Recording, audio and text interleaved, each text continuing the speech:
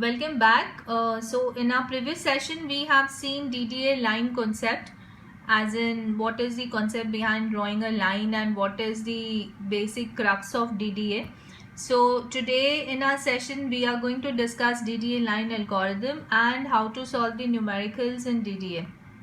Okay, so starting with DDA line algorithm, and we start with our first step, and our step number 1 is we take the 2 points, that is P1 x1 y1 and P2, that is x2 y2. So these are our 2 coordinates that we are going to take from the user. Now when I have these 2 coordinates, my second step is I'll calculate dx, that is nothing but del x in our mathematical terms, that is x2 minus x1. Similarly, I calculate dy, that is y2 minus y1. Okay, and if I know these two things, now you should remember for our DDA line, I want to bifurcate my line into 2 parts, that is slope less than 1 or slope greater than equal to 1.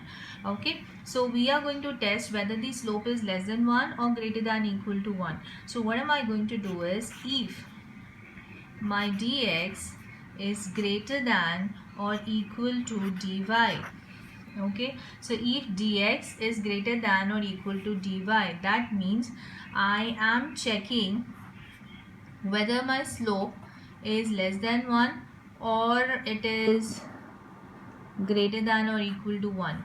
Okay, but I am talking about absolute value of slope. So what am I going to do is, when I am taking dx and dy, I take the absolute value of it. So that is what I am going to modify here. So if my dx is greater than dy, that means my slope is less than 1 because my m is equal to dy by dx. Yes. And if denominator is greater, then slope is less than 1. If numerator is greater than denominator, then slope is greater than 1. Okay. So if my slope is less than 1, what will happen? Right, so first we try to decide how many number of steps is my algorithm going to take to draw a line. So I initialize a variable, that is steps. Okay, as we have discussed this yesterday in when we were discussing the DDA line concept. So if my slope is less than 1, my x increments by 1 at unit steps, right? So my steps will be decided by dx in that case. Okay, if dx is greater. So again I take this as absolute value of dx because my steps should be positive, as since this is the number of iterations that I'm going to take. Or else if it is vice versa, that means if dy is greater than dx, then my slope is greater than 1, and in that case my steps will be decided by dy. So that's my second step. Okay, so this is for deciding the number of steps that I'm going to take in my algorithm. We move on to our next step, and my step number 4 is, now once I'm done with these steps, I need to initialize my first variables.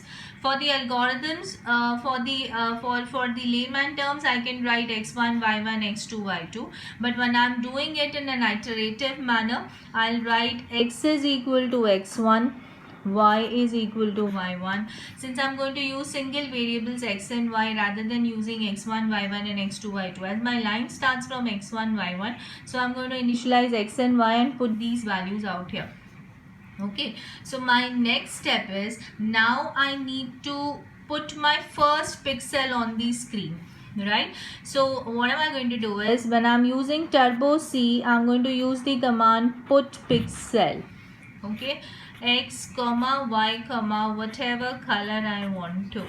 So put pixel is the command to put a pixel on a screen. Okay, and that is x comma y because my first variables are in x, y, first start points, and color as in you could give any color as red, green, blue, or whatsoever color you wish to. Right, so I go in for the next step now, and my next step is to decide on the values of x increment and y increment. Right, now let us have a quick look before this. When we were doing this yesterday, we have also done Okay, so we have to decide the x increment and y increment values. Before deciding the x increment and y increment values, I'll take you back to the previous session. Now, please listen to this carefully. The incrementing values are plus or minus m, plus or minus 1 by m, or plus or minus 1. These are the three candidates that are possible. Okay, so for slope less than 1 and for slope greater than equal to 1, we are supposed to decide what will be the x increment and y increment values that will be added to my previous values to get the new values. Okay. Similarly, for slope greater than or equal to 1, right? For slope less than 1, my x increment is 1, my y increment is m. For slope greater than equal to 1, my x increment is 1 by m and my y increment is 1. So the three candidates are plus or minus m, 1 by m and 1. So accordingly, when I put this in my algorithm to get a dynamic value of x increment and y increment, I write this as dx by steps and dy by steps, right? So how is it working logically is, we come to our third step. If my dx is greater than dy, that means my slope is less than 1. And if slope is less than 1, I want x increment to be 1 and y increment to be m. So if dx is greater than dy, then steps is equal to dx. It won't go to else, right? So steps is equal to dx. Now I come back here, and if my steps is equal to dx, x increment will be dx by dx, that is nothing but 1. And y increment will be dy by dx, that is nothing but m. Okay, and we go to the other category when my dy will be greater than dx. So in that case, I come to the else part. My steps will be equal to dy. If steps is equal to dy, I come to x increment, y increment. So my x increment will be dx by dy, that is nothing but 1 by m, and y increment will be dy by dy, that is nothing but 1. Okay, so this is how I get the dynamism in x increment and y increment values. Okay. So now we move on to our step number 7, and our step number 7 is to calculate the number of iterations. So for k is equal to 0 to k less than steps k plus plus, what am I going to do is x is equal to x plus x increment, y is equal to y plus y increment. These will calculate the number of steps, and lastly I'm going to put a put pixel here to put up the values on the screen with the color required. So my k goes from 0 to k less than steps. Okay, as I have started from 0, it will go to 1 less than the number of steps. Okay, and these will be your final values. You don't have to worry about the negative values and positive values, as it is taken care very properly because we have placed our absolute thing at regular intervals. Okay, so this is all about your DDA line algorithm. Now what are we going to do is, we are going to solve one numerical on DDA line algorithm to make you understand how does it work. Okay, so I want to plot a line from P1, that is 1, 3 to P2, that is 7, 7. So my line should be from 1, 3 to 7, 7. My step number 1 is, I want to find out whether my slope is less than 1 or greater than 1, right?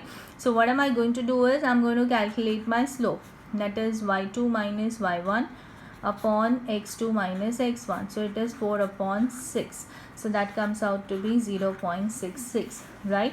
My slope is positive, my slope is less than 1. That means my x will be x plus 1 and my y will be y plus m. That's very clear. Okay, and how many number of steps am I going to take? If my slope is less than 1, my x decides the number of steps. Difference in x will decide the number of steps. If your slope is greater than 1, then y will decide the number of steps. Difference in y. Okay, so as of now, my del x will decide the number of steps as my slope is less than 1. So del x is equal to 6. So steps will be 6, right? So we start from a variable k. I calculate my present values xk, yk, and my next values xk plus 1, yk plus 1, and what am I going to plot on the screen, right? So these are the different columns that you will have once you solve your DDA. Okay, we'll show you stepwise how do you write it. So for k 0, my k will go till 6. Till 6 as in steps are 6, total 6. So 0, 1, 2, 3, 4 and a 5. Right, not beyond that. If you're going beyond that, you're going wrong somewhere. So please make a correction. My present xk, yk, that is x0, y0 are what? The first values, that is 1 and a 3. Okay, so 1 and a 3. My next x value is x plus 1. So 1 plus 1, that's 2. And y is equal to y plus m. So current y is 3 plus m is 0.66. So it is 3.66. Okay, now why am I writing a plot here? Please do understand that I cannot plot a float value on my screen. 3.66 cannot be plotted. So I need to do something called as a round off. Okay, so my value that will be plotted is 2,4. So it's 2 and 3.66 rounded off to 4. So my first value to be plotted is 1, 3. My second value to be plotted is 2,4. Now when I take my values, second iteration values, I'm going to take the actual calculated values and not the plotted values. Okay, so I'm going to consider 2 and 3.66 as my next present values. Okay, and then I calculate the future values. So what are the future values? X is equal to x plus 1. So 2 plus 1, 3, and 3.66 plus m, that is 0.66. So what am I going to get? 4.32. And what values am I going to plot? I cannot plot 4.32. So it is 3,4. Yes, but values that I'm going to use for calculation is 3 and 4.32. So my value will be 4 and 4.98. So the value that I'm going to plot is 4,5. Similarly, 4.98. So the value that I'm going to plot is 5 and 5.64. So it's 5,6. Similarly, 5.64. So the next value will be 6 and 6.30. So what am I going to plot? 6, 6, and it is 6.30. So my value will be 7 and 6.96. So the thing that I'm going to plot is 7, 7. So I am not going beyond this because my last step is step number 6. So from 0 to 5. So at step number 5, that's actual step number is 6. I should get the value 7, 7. That's my stop coordinate, 7, 7. So I'll have to stop here. Okay, if you are getting the answer in your 6th step, that is 7, 7, that's your last end coordinate, let you solve any DDA problem, then your answer is correct. So from the start coordinate 1, 3 to the end coordinate 7, 7. This is how you solve your DDA numerical. Okay, and lastly, how you will have to plot this on your screen with showing the grids very properly. Yes, so it's a 0, 1, 2, 3, 4, 5, 6, 7. Yes, so 0, 1, 2, 3, 4, 5, 6 and a 7.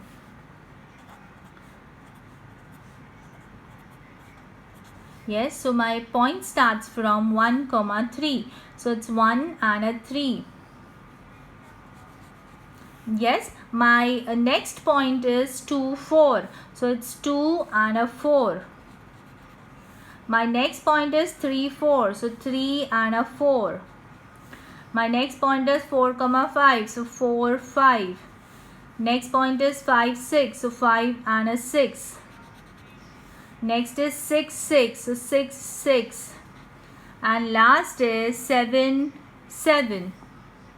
So this is your 7, 7, right? So how is my line getting plotted? Now if you just see your line, you could also make out as in how is it getting plotted. Please try to understand that here lies in your disadvantage of DDA. Now please see, that this is your line, so it's going like this, right? I hope this is clear. So it's a staircase effect that you are getting, wherein there are some horizontal pixels that are also getting plotted. If I would have actually taken the line into consideration, my line would have gone something like this, but instead of going like this, it is going in a staircase effect, right? So there are some horizontal pixels that are